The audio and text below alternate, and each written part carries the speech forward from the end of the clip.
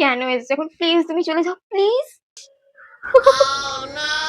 অবশ্যই চাপা, আমি তো আসবো, তুই জানিস না আমি আসবো না পুজোতে? তা হতে পারি, আমি তোদের জন্য তো আসবোই, তো আমাকে তো আসতে হবে।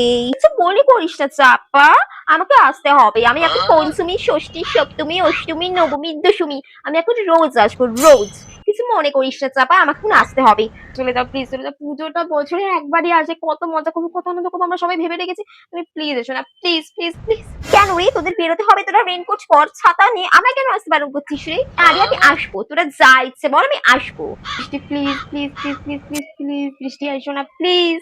আমার যখন ইচ্ছে হবে তখন যাবো, তোর কথা আমি কেন যাবো রে? বেশি মাথা খারাপ করবি না কিন্তু, তাহলে আমি এক্ষুনি চলে আসবো, আমাকে চিনিস না কিন্তু।